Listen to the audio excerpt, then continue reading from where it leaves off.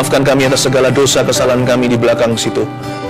Tak ada satupun di antara kami yang sempurna, ya Bapa. Engkau tahu, kalau Engkau menghitung dosa, tak seorang pun di antara kami, termasuk hamba, yang bisa masuk hadirat-Mu hari ini. Terima kasih ketika kami datang menyembah, kami tidak membawa persembahan dari diri kami, tapi kami membawa pengorbanan Yesus ke hadirat Allah. Maka kami menjadi sempurna, karena pengorbanan itu yang kami bawa di tangan kami sudah disediakan oleh Tuhan di Kalvari. Kami tidak masuk dengan darah manusia, kami masuk dengan darah anak domba Allah yang layak. Kami tidak datang membawa janji-janji palsu, kami datang membawa penggenapan janji itu. Di dalam penderitaan-Mu Yesus, Kau telah genapi semua requirement, semua tuntutan ilahi atas hidup kami. Kau telah puaskan, sehingga tidak lagi murka yang menimpa, tetapi perkenanan Allah. Terima kasih, kami masuk ke hadirat-Mu, bukan karena gagah perkasa kami masuk karena Engkau yang melayakkan kami. Terima kasih Tuhan, jamah setiap orang, terutama yang pernah gagal dan salah. Hari ini Kau memberikan sebuah garis mulai yang baru. Terima kasih Bapa Surgawi, sampaikan sabda-Mu, sembunyikan hamba-Mu di balik salib Yesus, dalam nama Yesus. Haleluya, amin. Praise the Lord, puji Tuhan. Mari kita buka firman Tuhan bersama dengan saya di Yeremia. Kitab Yeremia, pasal yang ke-18, ayat 1. Pelajaran dari pekerjaan tukang periuk. Beri judul atau tema kita hari ini, Tuhan atas kesempatan kedua. Kabar baik bagi mereka, yaitu Anda dan saya yang pernah gagal dan pernah bersalah dalam hidup ini. Jangan terpuruk selama-lamanya, ada pengorbanan untuk kegagalanmu. Namanya Yesus Kristus. Dan Tuhan itu baik, Dia nggak menyuruh kita masuk hadirat Allah dengan persembahan dari diri sendiri, karena apapun yang kita persembahkan pada Tuhan, dari hidup yang sudah berdosa, selalu ada cacat celah. Nggak ada orang yang suci. Tapi Tuhan sucikan kita. Kita masuk ke hadirat Allah membawa darah Yesus. Tuhan sudah sediakan. Jadi kita tidak membawa persembahan dari diri sendiri. Kita membawa sesuatu yang sempurna dari Allah. Tuhan itu baik ya. Kita ini difur, gitulah ceritanya. Kalau kita nggak difuri oleh Tuhan Yesus, maka kita semua binasa. Tuhan itu baik. Makanya itu sekarang, tidak ada orang yang lebih layak di antara kita. Yang satu dengan yang lainnya sama-sama tidak layaknya. Jadi kalau orang lain diampuni, Anda juga bisa. Kalau orang lain bangkit dari kesalahannya, Tuhan akan memberi kemampuan kepada Anda. Sebab Tuhan kita adalah Allah atas kesempatan kedua. Our God is the God of second chances. Mari kita baca bersama-sama ayat pertama. Firman yang datang dari Tuhan kepada Yeremia bunyinya, pergilah dengan segera ke rumah tukang periuk. Di sana aku akan memperdengarkan perkataan-perkataanku kepadamu. Lalu pergilah aku ke rumah tukang periuk, dan kebetulan ia sedang bekerja dengan pelarikan. Betapa uniknya di sini di ayat 1 dan ayat 2 saling melengkapi. Pertama, kalimat ke-1 bunyinya begini. Firman yang datang daripada Tuhan kepada Yeremia bunyinya. Ini firman. Seperti kita dengar firman seperti ini, atau kita saat teduh pribadi, kita baca Alkitab, Logos, firman yang tertulis di dalam buku ini. Alkitab kan artinya the book. Di dalam buku ini terkandung firman-firman Tuhan. Waktu kita baca firman, masuk dalam hati kita, simpan di sana. Nanti sepanjang hari waktu kita menjalankan aktivitas, belajarlah peka untuk mendengarkan suara Allah. Firman yang kita baca di saat teduh, itu adalah fondasi. Itu bahan baku atau bahan bakarnya. Kalau kita nggak masuk firman, nanti kita salah dengar di luar sana. Karena Tuhan hendak memperdengarkan perkataan-perkataannya kepada Yeremia di rumah tukang periuk. Tuhan selalu berbicara kepada kita lewat kehidupan sehari-hari. He speaks to us in daily life. Banyak orang melewatkan firman Tuhan dengan cara demikian. Firman Tuhan itu ada dua dimensi. Satu yang kita baca, kita renungkan, masuk ke dalam hati. Yang kedua, ketika kita menjalankan kehidupan kita sehari-hari, dalam aktivitas kita sehari-hari, di situ Tuhan hendak berbicara kepada kita. Jadi belajar peka, don't miss His voice. You see, Tuhan bilang sama Yeremia, pergilah dengan segera ke rumah tukang periuk. Di situ, di sana aku akan memperdengarkan perkataan-perkataanku. Ayat 1 firman, ayat kedua perkataan. Sama-sama firman Tuhan. Logos dan Rema, firman yang kita renungkan dan kita baca. Lalu setelah kita masuk ke dalam kehidupan sehari-hari kita, keluar dari ruang doa kita, beraktivitas di dalam hidup ini, Di situ Tuhan akan memperdengarkan perkataan-perkataannya. Do you know that God wants to speak to you directly?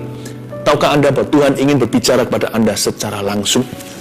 Makanya saya suka kalau saat itu saya baca Alkitab banyak-banyak. Karena itu bahan bakar saya, itu bahan baku. Nanti waktu saya mulai ke kantor, waktu saya ketemu orang, waktu saya mengerjakan sesuatu, saya menerima tuntunannya secara langsung. Dan nanti dalam kehidupan sehari-hari, Tuhan akan menyampaikan banyak sekali rahasia-rahasianya. Belajarlah peka. Ayat 4. Setelah dia sampai ke tempat pelarikan itu, ayat 4 bunyinya, apabila bencana yang sedang dibuatnya dari tanah liat di tangannya itu rusak, maka tukang periuk itu mengerjakannya kembali menjadi bencana lain menurut apa yang baik pada pemandangannya. Kemudian datanglah firman Tuhan kepadaku bunyinya, masakan aku nggak dapat bertindak kepada kamu seperti tukang periuk ini, hai kaum Israel? Demikianlah firman Tuhan, sungguh seperti tanah liat di tangan tukang periuk, demikianlah kamu di tanganku, hai kaum Israel. Yeremia disuruh pergi ke rumah pecunan atau tukang periuk itu. Di sana Tuhan memperdengarkan perkataannya. Lalu ketika Yeremia tiba ke rumah tukang periuk, bisa pas gitu, sementara dia sedang bekerja dengan pelarikan. Yeremia sampainya itu bukan ketika sang tukang periuk lagi makan, atau lagi ke belakang, atau bepergian. Kalau Tuhan suruh ya, semua akan tepat waktu, semua indah pada waktunya. Dan bisa pas ketika dia tiba, sang tukang periuk sedang bekerja dengan pelarikannya. Saya jadi ingat ketika Filipus di Perjanjian Baru, di Kisah Para Rasul, ketika dia sampai ke kereta si sida-sida, dia sedang baca Yesaya. Tuhan itu maestronya mengatur timing-timing kita. Waktu kita sampai di tempat itu, bisa pas ketemu dengan orang yang memang Tuhan utus dalam kehidupan kita, atau kita diutus dalam kehidupannya. Makanya itu Tuhan tidak hanya bersuara, harapkan tuntunannya. Dan ini semua konteksnya ketika Israel murtad loh ya. Yeremia diutus untuk menerima firman untuk mereka. Jadi sekalipun kalau kita jauh dari Tuhan, bukan berarti Tuhan berhenti berbicara. Carilah suaranya. Belajar untuk peka lihat kesehari-harian kita. Ada orang tertentu ingin berdosa. Ketika dia lewat jalan, tiba-tiba ketemu teman gereja. Itu Tuhan bicara. Jangan meninggalkan aku lebih jauh. Kalau di luar negeri dulu, saya lagi down ya, waktu saya sekolah di luar. Gereja-gereja di sana itu depannya suka dikasih semacam promo begitu. Ada tulisan ayat atau pesan khusus dari gembalanya, hari Minggu jangan lupa ibadah. Ya. Lalu ketika saya nyetir mobil saya, lewati gereja gitu aja, kok bisa setiap kali saya lewati tempat itu, selalu pesan itu tepat untuk aku. Ayatnya bisa jadi ayat emas hari itu, atau bisa sebuah pesan kata-kata hikmat yang sangat mengena ke saya. Tuhan bisa bicara lewat tulisan di jalanan. Tuhan bisa bicara lewat kebetulan. Yang pasti itu juga adalah suatu wujud firman dalam kehidupanmu. Allah tidak berhenti berkata-kata dalam kehidupan manusia, karena Allah mencintai mereka. Tinggal kita aja loh, mau buka telinga enggak, dengar enggak. Jikalau hari ini Tuhan berbicara kepadamu, jangan keraskan hatimu. Barang siapa bertelinga, hendaklah ia mendengarkan apa yang Roh Kudus hendak katakan kepadanya. Tapi dengar itu juga harus ada fondasinya. Nanti kalau enggak, kita dengar-dengaran yang ngawur. Nanti kita merasa itu Tuhan, padahal bukan. Makanya itu, ayat ke-1 jangan lupa, firman yang datang dari Tuhan pada Yeremia bunyinya selalu dilandasi dengan fondasi apa yang tertulis di dalam Alkitab. Jangan modal kita itu hanyalah peka. Harus ada disiplin rohani yang tinggi. Tiap hari masuk hadirat Allah, baca beberapa pasal. Kembangkan pengetahuan yang benar akan Tuhan. Nanti kan kita akan semakin mengenal Dia. Jangan-jangan nanti kita sok kenal. Kalau kita nggak punya fondasi logos atau firman tertulis, nanti tersesat dalam pikiran dan perasaan kita dan kita kira itu Tuhan. Dan banyak orang hanya logos doang, maunya hanya baca yang di buku. Dia kira Tuhan itu dipenjara di dalam buku ini. Dia lupa bahwa Allah itu nyata, bahwa Allah itu hidup. Allah adalah roh. Di mana ada roh Allah, di situ ada kemerdekaan. Tuhan bebas untuk berbicara kepada kita dengan beribu-ribu cara. Dan Tuhan bisa bicara lewat keseharian, lewat daily living, lewat kehidupan sehari-hari kita, lewat kebetulan, lewat kejadian, lewat pengalaman hidup, lewat orang lain. Bahkan Tuhan bisa bicara lewat alam semesta. Tuhan bisa bicara lewat seperti itu. Sekali lagi waktu saya sekolah itu saya banyak ngalami begitu. Saya perjalanan pergi ke Tempat kuliah itu 1 jam satu arah, 2 jam PP, saudara. Ketika saya lagi suatu hari sedang hati saya berbeban berat, letih lesu, lalu saya mendengarkan lagu, bagai Raja Wali melintasi gunung tinggi, bagai Raja Wali melintasi badai hidup, dibawa ke bak sayapmu, kau bawaku terbang tinggi, melintasi langit biru, bagaikan Raja Wali. Tiba-tiba di depan saya situ di langit biru. Saya waktu itu berada di Vancouver, Kanada, sedang sekolah. Saya melihat ada Raja Wali, bald eagle, terbang sungguhan, bukan penglihatan. Terbang pas lagu itu nyanyi. Ya, mungkin serba kebetulan. Tapi saya yakin Tuhan hendak berbicara kepada saya lewat alam semesta. Philip Mantova, jangan down ya. Bagai Raja Wali kau akan terbang tinggi. Kau akan berjalan tanpa letih lesu. Kau akan berlari. Dan kau akan berlari dan semakin lama semakin kuat kalau engkau menaruh harapmu padaku. You see? Pergilah ke tempat tukang periuk itu. Di situ aku akan menyampaikan perkataan-perkataanku. Akhir-akhir ini Tuhan bicara apa sama Anda? Selama ini kita tutup telinga, kita anggap kita tepis aja, itu kebetulan. Itu hanya pikiran gua doang. Itu hanya pikiran saya. Asal kita punya firman yang tertulis dalam hati. Belajarlah berpetualangan dengan Tuhan. Tidak mengada-ngada, tidak ngeroh juga. Tapi waktu kita di luar sana, belajar melihat tanda-tanda dari Allah. Dan tanda-tanda itu selalu menuntun kita kembali kepada jalannya yang benar. Kalau kita sudah jalan di dalam jalan yang benar, tanda-tanda itu akan membuat kita semakin sungguh-sungguh lagi berjalan di dalamnya. Apabila bejana yang sedang dibuatnya dari tanah liat di tangannya itu rusak, ayat 4, maka tukang periuk itu mengerjakannya kembali menjadi bejana lain menurut apa yang baik pada pemandangannya. Tanah liat di tangannya itu rusak. Salah siapa? Salah si tukang periuk yang melambangkan Tuhan, atau salah si tanah liat yang melambangkan kita? Ya pasti salahnya kita. It's always our bad. Karena Tuhan kita nggak pernah gagal. Jadi tanah liat di tangannya itu rusak. Ini melambangkan kegagalan kita. Kalau hari ini kita jatuh, jangan salahkan Tuhan. Kalau hari ini kita jauh dari Tuhan, jangan salahkan Tuhan. Kalau hari ini kita mengalami kekalahan, jangan salahkan Tuhan. Tanah liat itu di tangannya fine-fine saja, tapi dia rusak di tangan Sang Maha Kuasa. Bukan Sang Maha Kuasa yang gagal untuk membentuknya. Saya percaya unsur kegagalan itu pada you and me, kau dan aku. Karena Allah kita tidak pernah gagal. Tanah liat di tangan sang tukang periuk itu rusak. Itu menunjukkan bahwa tanah liat itu tidak kooperatif, tidak bekerja sama. Waktu saya kecil, saya paling jengkel kalau main sama Play-Doh, itu apa yang disebut malam. Kalau dia sudah jadi kering, kena udara, lalu dia jadi keras. Sebelumnya saya bisa bentuk dia jadi orang-orangan, jadi kue, jadi roti, atau jadi apapun bentuk sesuai dengan creativity. Tapi kalau dia sudah mengeras di tangan saya, anak kecil yang suka bermain itu, dan saya cukup kreatif loh, saya nggak bisa buat dia jadi apa-apa, kecuali jadi bongkahan saja. Yang salah bukan tangan saya, malam itu telah mengeras. Play-Doh itu sudah mengering. Makanya hati-hati kalau hatimu kering, cepat masuk hadirat Allah, cepat disiram firman. Kalau enggak, kering itu pangkal keras. Kalau sekali sudah keras, tanah liat tersebut tidak bisa dibentuk oleh sang pecunan. Apabila bejana yang dibuatnya dari tanah liat di tangannya itu rusak, bukan salah Tuhan, karena Tuhan tidak pernah gagal. Seringkali kita tidak kooperatif dengan Tuhan Yesus. Seringkali kita terlalu banyak membantah dan membangkang kepada Sang Pencipta kita. Kita sok tahu. Seringkali tanpa kita sadari hati ini sombong sekali. Kegagalan itu selalu di pihak kita. Selalu dimulai dengan hati yang tidak kooperatif dengan Roh Kudus atau yang menolak untuk bekerja sama. Tapi ini kabar baiknya, maka tukang periuk itu mengerjakannya kembali. Oh, we have a God who never gives up on us.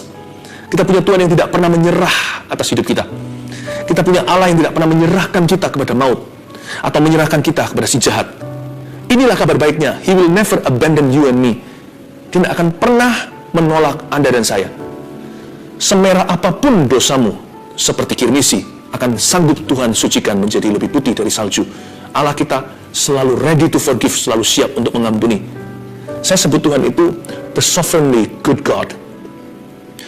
Dikatakan di sini, maka tukang periuk itu mengerjakannya kembali menurut menjadi bejana lain, menurut apa yang baik pada pemandangannya. Tuhan itu daulat. Terserah dia, kita mau jadi apa. Tetapi dalam kedaulatannya, Tuhan tetap baik. Saya selalu menyebut Tuhan itu begini, He's my sovereignly good God. Dia Allah yang daulat, ya, tapi dia baik lebih dulu. Dia Allah yang daulat, ya, tapi dia baik, dia tetap baik setelah kedaulatannya. Saya tidak perlu menaruh rasa curiga. Allahku adalah Allah yang baik. Tuhan Yesus adalah Tuhan yang baik. Jadi tukang periuk itu mengerjakan kembali menjadi bejana lain menurut apa yang baik, bukan apa yang jahat pada pemandangannya. Kalau Anda sudah jauh dari Tuhan, kembalilah. Jangan lari lagi. God is still good. Tuhan masih baik. Kalau Anda merasa dia sudah murka, sudah marah, dia menolak Anda, dia sudah benci sama dirimu, itu setan yang beritahu. Sebab Tuhan tidak begitu. Inilah kabar baiknya buat kita semua yang pernah gagal dan pernah bersalah, atau sedang gagal dan bersalah. Tuhan kita tetap baik. Meskipun nanti, apapun yang Tuhan bikin dari sini, dari kegagalan dan kesalahan Anda, Tuhan nanti akan bikin apa? Itu terserah Tuhan. Tapi jangan pernah ragukan karakternya. Karakter Tuhan tidak pernah berubah dahulu, sekarang, dan selama-lamanya. He is good all the time. Dia baik, selalu baik. Yang penting di sini, ya, mata kita fokus pada tujuan Allah atas hidup kita, di atas kegagalan. Di atas setiap kegagalan dan kesalahan kita, fokus kita harus pada tujuan Allah. Kalau saya jadi tukang tanah liat itu, kalau tanah liat itu punya suara, kalau tanah liat itu punya pikiran, dia akan berpikir begini, ya sudah deh, aku udah gagal kok. Sebelumnya aku keras dan kering, sekarang aku berserah ke tangan Sang Pencipta. Biar Sang Pejunan itu membentuk aku menurut apa yang baik pada pemandangannya. Kegagalanku disesali selama-lamanya juga percuma. Saya pelototin terus kesalahan saya, emangnya bisa buat apa? Lebih baik saya serahkan ke tangan Tuhan. Aku tanggung segala konsekuensinya. Menurut apa yang baik pada pemandanganmu, Tuhan, aku mau kembali lagi mengejar tujuan ilahi dalam hidupku. Aku pernah salah, ya sudah, nah sudah jadi bubur, mau diapain lagi? Tapi sekarang aku memutuskan untuk kembali kepada Tuhan. Tuhan memberiku kesempatan kedua, karena Tuhan gak mungkin bunuh saya. Allah itu baik. Tuhan tidak akan berbuat jahat kepada Anda dan saya. Pilihan Tuhan hanya satu, memulihkanmu. Itu yang Tuhan mau. Bukankah Tuhan sudah seal the deal di kayu salib di Kalvari? Tuhan sudah tutup perdebatan. Tuhan tidak ada pertukaran bayangan. Kalau saya datang pada Tuhan, gak peduli sesalah apapun, pilihan Tuhan hanya satu saja, yaitu memulihkan saya. Meskipun saya mungkin masih perlu menanggung konsekuensinya. Yang penting mataku tertuju pada tujuan. Pokoknya Tuhan akan menjadikan aku bejana lain menurut apa yang baik pada pemandangannya. Itu satu hal yang kuyakini. Kalau aku harus mengalami sakit karena konsekuensi, bersama Yesus aku dapat menanggung segala perkara. Pulihkan saya, Tuhan. Anda dan saya tidak punya pilihan. Kita harus jalan maju dan jalan ke arah Tuhan. Kemudian datanglah firman Tuhan kepadaku, bunyinya, masa akan aku tidak dapat bertindak kepada kamu seperti tukang periuk ini, hai kaum Israel? Demikian firman Tuhan. Sungguh seperti tanah liat di tangan tukang periuk, demikianlah kamu di tanganku, hai kaum Israel. Ayat 6 ini menjelaskan tentang kedaulatan Allah. Tuhan itu sanggup melakukan segala perkara, dan Tuhan itu bisa berbuat apa saja, karena Tuhan tidak berutang sama siapa-siapa. Jadi Tuhan berkata, masa aku nggak dapat? Itu menunjukkan kesanggupannya. Masa aku tidak dapat membuktikan kedaulatannya? Masa aku nggak bisa bertindak pada kamu seperti tukang periuk ini, hai kaum Israel? Sungguh seperti tanah liat di tangan tukang periuk, kamu itu di tanganku. Kita semua itu, orang baik maupun orang jahat, orang benar maupun orang salah, di tangan Tuhan. Karena itu yang harus paling ditakuti di hidup ini adalah Tuhan, bukan manusia. Bodohlah orang yang takut kepada sesamanya, tetapi tidak takut kepada penciptanya. Bodohlah orang yang takut kepada hidup ini, tetapi tidak takut kepada Dia yang memegang kunci kehidupan. You see, your life and my life, hidupmu dan hidupku ada di tangannya. Dia mau lepaskan, kita terlepas. Kalau Dia mau habiskan kita, kita habis. Bagi Tuhan hanya sepatah kata. Tapi ayat ini menunjukkan bahwa Dia Maha Kuasa. Masakah aku nggak bisa? Masakah aku tidak dapat bertindak kepada kamu seperti tukang periuk kepada tanah liat di tangannya? He can do whatever. Dia bisa lakukan segala sesuatu. Dia bisa lakukan apa saja. Bagi Tuhan semuanya sah, karena Tuhan tidak pernah hutang sama siapa-siapa. Therefore, maka itu, karena Tuhan adalah Allah yang baik, Dia bebas untuk mengampuni siapa saja. Dia bebas untuk mengampuni dosa apa saja. Karena Tuhan mati bagi setiap dosa, segala dosa, semua dosa. Jangan pernah datang ke hadirat Allah meragukan dan berkata, dosaku ini apa bisa diampuni? Menurut aku dosaku udah keterlaluan. Ingat, God reserves the freedom and the right to forgive whatever sin.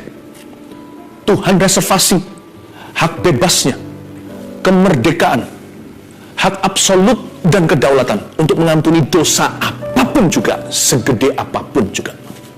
Karena itu jangan iri kalau lihat orang lain diampuni. Tuhan berhak ampuni dia. Tuhan sudah mati di Kalvari. Tuhan itu jalurnya telah ditentukan, yaitu pengampunan. He's free. Dia bebas untuk meresponi respon hati kita. Kalau kita punya Allah yang baik, meskipun dia daulat, saya tenang jadi orang. Saya tahu, setiap kali saya datang ke Tuhan, saya tahu hanya ada satu kejadian. Tuhan akan mengampuni saya. Asal hatiku tulus, bertobat sungguh-sungguh, Tuhan tidak akan tepis aku. Kecuali kalau saya pura-pura memanipulasi dia dan menantang dia serta mencobai. Nah, itu namanya cari perkara. Itu namanya uji nyali. Tapi kalau hati saya hancur, jiwa saya patah remuk, di atas kedua lututku aku datang, gak mungkin Tuhan tolak. Tuhan hanya menunjukkan satu pilihan, menerima Anda. Sebab Allah kita adalah Allah yang baik. Tidak sanggupkah aku bertindak kepada kamu seperti tukang periuk itu kepada tanah liatnya? Ada kalanya, ayat 7, aku berkata tentang suatu bangsa dan tentang suatu kerajaan, bahwa aku akan mencabut, merobohkan, dan membinasakannya. Tapi apabila bangsa yang terhadap siapa aku berkata demikian telah bertobat dari kejahatannya, maka menyesallah aku bahwa aku hendak menjatuhkan malapetaka yang kurancangkan itu terhadap mereka. Nah, ini dia respon pertama yang idealnya begini: bertobat dari kejahatannya. Pertobatan yang sejati itu membawa yang namanya plan of mercy on God's side. Di sisi Tuhan, dia membawa rencana kasih karunia. Ya, pertobatan. Pertobatan itu luar biasa.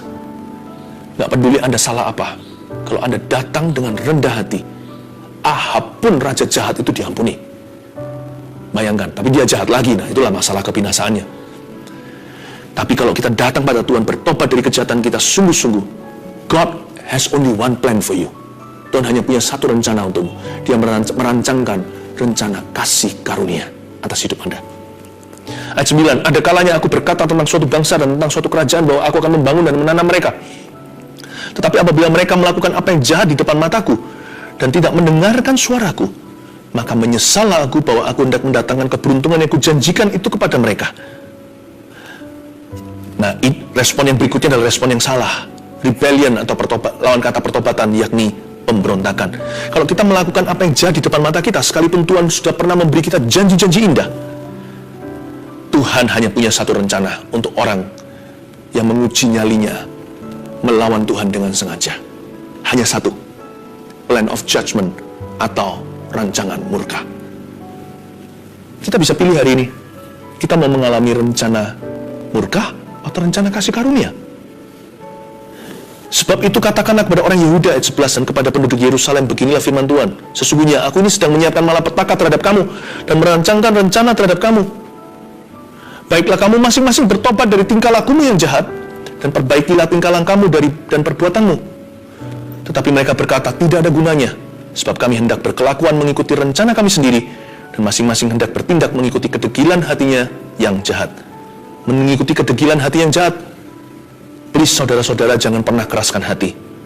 Tuhan itu baik sekali. Di ayat 11 di sini Tuhan mau hukum aja masih beri peringatan dulu.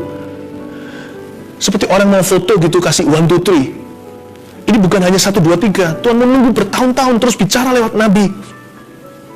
Tuhan ngomong begini, aku ini sedang menyiapkan malapetaka loh ya terhadap kamu, merancangkan rencana terhadap kamu. Mau pukul aja kok aba-aba. Sebaik itu loh Tuhan kita. Ayo. Papa mau rotan lo ya sekarang.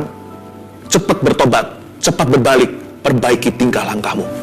Luar biasa ya, dari situ kita tahu bahwa yang Tuhan inginkan bukanlah menghukum mereka. Yang Tuhan rindukan adalah pertobatan mereka. Ketika Tuhan ditantang, sebaliknya Tuhan bukan marah, dia memperingatkan, jangan percuma kamu menendang gala, seperti kakimu menendang tembok baja. Kamu sakit sendiri nanti melawan aku. Niatkan, urungkan niatmu. Maksud saya, urungkan niat Anda. Jangan lawan Tuhanmu terus-menerus. Bertobatlah, sebab Dia siap mengampuni dan mengubah hidupmu. Baiklah kamu masing-masing bertobat dari tingkah langkahmu yang jahat. Perbaikilah tingkah langkahmu dan perbuatanmu. Saya kasih 3 poin sederhana peran kita dalam menerima kesempatan kedua ya. Peran kita hanyalah satu. Seperti di ayat 11 dikatakan, baiklah kamu masing-masing bertobat dari tingkah langkahmu yang jahat. 1. Bertobat sungguh-sungguh dari kesalahan kita di kesempatan sebelumnya. Itu dia. Anda sadari apa salah Anda? Bertobatlah sungguh-sungguh dari kesalahan itu. Kalau kesempatan yang lalu sudah hangus, percayalah bagi orang yang bertobat, Tuhan memberikan kesempatan yang baru. Sebab hanya satu pilihan saja kan? Hidup ini hanya ke atas dan ke depan. Jangan lihat ke belakang. Yang di belakang sudah terjadi, apa boleh buat? Kalau kita datang pada Tuhan, Tuhan hanya buka satu jalan ke depan, yaitu memulihkan. Bertobat sungguh-sungguh dari kesalahan kita di kesempatan sebelumnya. Kadang-kadang bukan dosa yang kita perlu tobati. Kadang-kadang kebodohan sendiri. Ada orang yang bisnisnya jatuh karena dia terlalu serakah, overekspansi. Anggaplah kejadian sebelumnya, kejatuhan bisnis Anda. Yang sangat menyakitkan itu adalah biaya kuliah. Cepat wisuda, cepat lulus. Evaluasi yang dulu. Jangan ulangi lagi kesalahan yang sama. Yang kedua, perbaikilah tingkah langkahmu dan perbuatanmu di ayat 11 kalimat terakhir. Artinya, belajar taat dan setia, apapun konsekuensinya di kesempatan kedua. Catat itu. Perbaiki tingkah langkahmu. Jangan hanya bertobat dengan perkataannya. Jangan hanya dengan pengakuan. Iman tanpa perbuatan dalam mati. Perbaiki tingkah langkahmu. Ini bukan jadi sempurna dalam sehari. Atau tiba-tiba berubah 180 derajat dalam semalam. Perbaiki tingkah langkahmu itu sebuah prosesi. Yang penting maju. Jatuh bangun nggak apa-apa, tapi maju ke depan. Kalau jatuh bangun, berputar-putar di padang gurun, jatuh bangun melulu, jatuh terus, tidak pernah mau bangun-bangun lagi. Nah, itu yang Tuhan tidak kenan. Kalau sudah jatuh, mau diapain lagi? Cepat bangkit. Tuhan ampuni, jalani apapun konsekuensinya. Belajar taat dan setia di kesempatan kedua. Mungkin konsekuensinya menyakitkan. Beberapa orang punya dosa atau kesalahan atau kebodohan. Itu menanggung suatu konsekuensi yang tidak bisa diputarbalikkan. Ada sebab, ada akibat. Ya, ada cause, ada effect. Yang sudah terjadi, kerugian sudah menimpa, hutang harus dibayar. Hamil di luar nikah, anak harus dilahirkan. Jangan gali lubang, tutup lubang. Setelah hamil, diaborsi. Bayi di dalam kandungannya. Dosa ditutup dengan dosa. Nggak boleh. Apapun konsekuensinya, jalani. Belajarlah taat dan setia mulai hari ini. Sebab hari ini adalah kesempatan kedua yang Tuhan beri. Sebab Anda belum binasa kan? Sekalipun Anda jatuh bisnisnya, Anda masih punya sesuatu kan? Nggak punya harta, masih ada jiwa dalam raga Anda kan? Masih ada hidup, masih punya keluarga. Apapun yang belum hangus, pertahankan itu. Belajar taat dan setia lagi di kesempatan yang baru ini. Yang terakhir, di ayat 12, tetapi mereka berkata, no use, useless, tidak ada gunanya.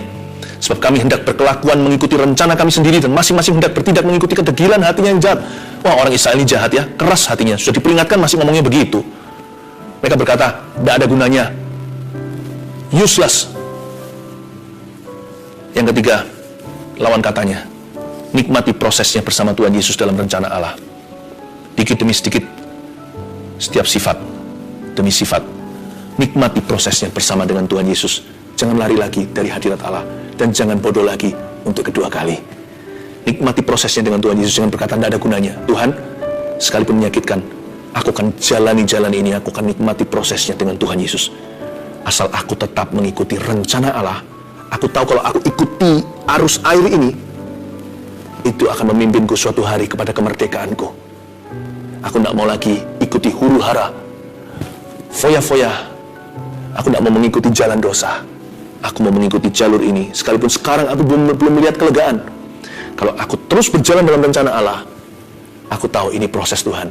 Suatu hari kelak, aku menoleh ke belakang dan berkata, haleluya, Tuhan sudah memberiku kesempatan kedua. 1, 2, 3, dengan ini saya selesai. Peran kita hanyalah 1, bertobat sungguh-sungguh dari kesalahan kita di kesempatan sebelumnya. 2, belajar taat dan setia apapun konsekuensinya di kesempatan kedua. 3, nikmati prosesnya bersama Tuhan Yesus tetap dalam rencana Allah.